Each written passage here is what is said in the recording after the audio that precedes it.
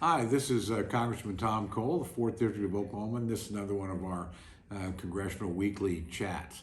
This has been a consequential week on the House of Representatives floor, but it's also one that there's no final definitive decision. The president's major domestic agenda item, they call it the Build Back Better bill. I call it the bad bill. Did indeed pass on almost a straight party line vote. One single Democrat actually voted with the Republicans, but essentially this was a party line fight from the beginning to the end. It's moving forward under a process called reconciliation, which means it's not subject to filibuster in the United States Senate. And that allows them to pass it with 51 votes. Let's just talk a little bit about some of the features of this bill. First of all, we're told that it will pay for itself. That's simply not true. Even the Congressional Budget Office, using the most arcane of methods and the most conservative methods, tell us it's going to be hundreds of billions of dollars short in terms of revenue versus expenditures. Second, the bill is full of gimmicks. In other words, the child tax credit, which is pretty popular, is only in it for a year. The intention is to make it permanent. The same thing's true with program after program. So the advertised cost of roughly $1.75 trillion is really more like $4 to $5 trillion if all these programs are made permanent. And that's the intention of the authors of the bill. They're not intending to have these things sunset or end or expire in short periods of time. They intend to make them permanent. And they intend to make it politically difficult to allow them to lapse. So we ought to look at the bill for what it's meant to be. It's meant to be about a $4 to $5 trillion spending bill over a decade with only about $1.5 trillion worth of revenue. There's also all kinds of gimmicks, even in the revenue estimates, particularly from the White House. We're hiring 87,000 new IRS agents to double the number of audits that are done every year for most Americans, particularly Americans making under $75,000 a year. The White House estimated that would generate another $400 billion in revenue over the course of a decade. Count me as skeptical. Certainly the CBO is very skeptical. Most experts are that there's that much cheating out there to get. There's other features. Again, in a bill this size, you're going to find some things you like, and I'm sure the American people will. But overall, the polling tells us, look, the cost is too high, the government control is too great. For instance, a lot of the subsidies that are provided, for instance, for the purchase of new vehicles, they have to be built at unionized facilities. That's simply not fair to people that have chosen not to join a union in many states in the country, or not to unionize facilities. That's an individual workforce decision on place by place. There's other measures that say, well, we want to support more daycare, but it can't be religiously based daycare. So if your child is being taken care of at your local synagogue or mosque or a church, that they're not going to be eligible for any kind of support. That really is wrong. This ought to be a parental decision as to what kind of pre-child care you get. Finally, again, the whole pre-K effort here, and I'm supportive of that, supportive of the idea of pre-K. I've been a big champion of it in Congress. But this is a federal one-size-fits-all program. This isn't states designing what they want or parents picking what they want. So in that sense, it's going to enhance federal control of local schools, and I think that's a bad thing. Frankly, this government meddling in every part of our lives is something that we ought to seriously look at.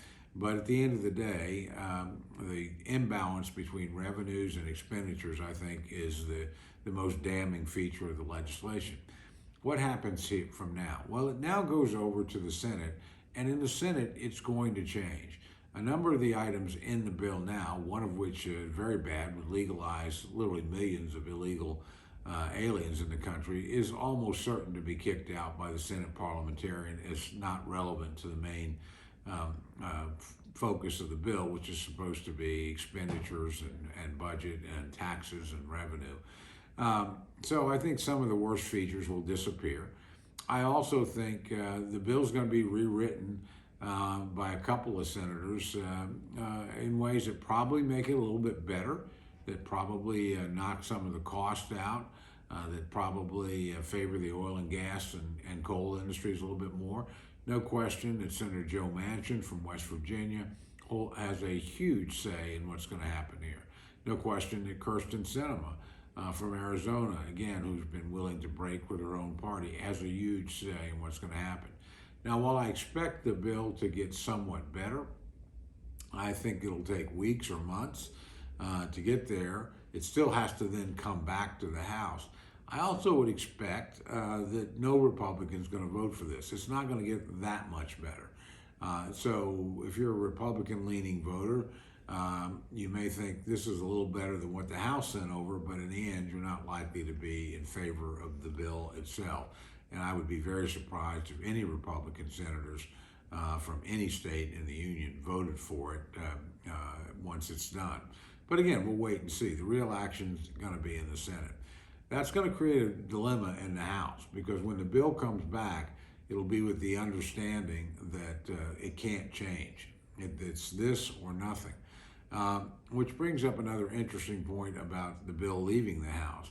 Speaker Pelosi promised her members at the beginning of this process, that is her Democratic members, that you won't have to vote on this twice. In other words, whatever we agree to, we'll work out an agreement with the Senate ahead of time, and so it's not going to change in the Senate. We will have negotiated a final product. That didn't happen here. There is no final product. So a lot of things in this bill, again, things I don't like, are almost certain to come out. Maybe some things that progressives do like are going to come out. Maybe some things that I like, and there are not many of them, are going to come out. But at the end of the day, the United States Senate is going to effectively write this bill. And it's going to do it, I think, largely on its own. That's unfortunate. We just saw an infrastructure bill that was done that way, where literally the House of Representatives was dealt out. The Senate negotiated, wrote the bill, sent it over to the House. It was used as an internal weapon in the House, a tool of progressives to try and beat moderates into line on this bill. But it was a surrender of the ability of the House to impact legislation. I think the same thing is getting ready to happen again. But again, don't think today's passage of the bill, while important, was the last chapter in this. We have a long, long, long way to go, but the drama moves to the other side of the rotunda in the Capitol into the United States Senate. A couple of other things to think about moving forward. The polarization this has caused between the two parties is going to make the rest of the year, I think, very difficult. And we still need to negotiate, hopefully by the end of the year, more likely into next year, the final spending bills. Those are the bills that are actually very, very important. They fund the military. They're pretty critical in places like Tinker and Fort Sill and the National Weather Center and the Kerr Water Labs, all of which are in the 4th District, and all the other federal facilities in Oklahoma, not to mention to the federal workforce and certainly to our men and women in uniform. That work has not gotten done because we've been caught up in this infrastructure bill, caught up in this Build Back Better program, the Biden agenda, if you will. And so the critical day-to-day work that needs to happen has languished. Hopefully we can get back to that. And that work has to be bipartisan.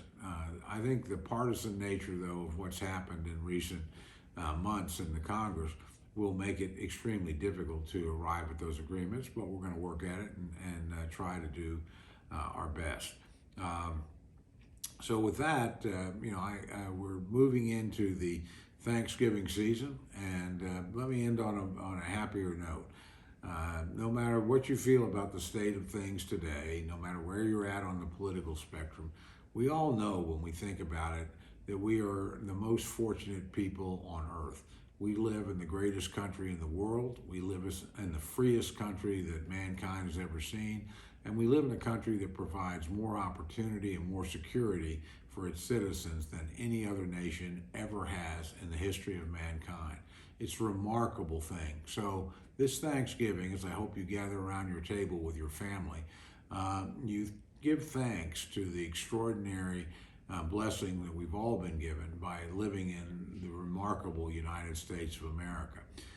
That we thank the people that protect us while we're in our homes and with our families, our men and women at home and overseas in uniform that never truly stand down, our police officers and firemen that even on the most sacred of holidays are ready to respond and help us and are at work and on duty.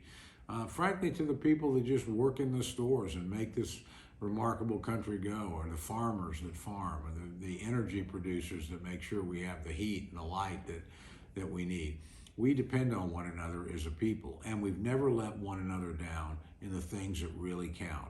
Americans look after Americans, and after they do that, they do a lot to help other people around the world. So we're very, very blessed to live in this country. Again, I hope you have the privilege of enjoying this holiday with your family. You'll be in my thoughts and my prayers, and I know all of us will be thinking and praying about our country and counting our blessings and remembering how lucky we are to be Americans. Good luck and God bless.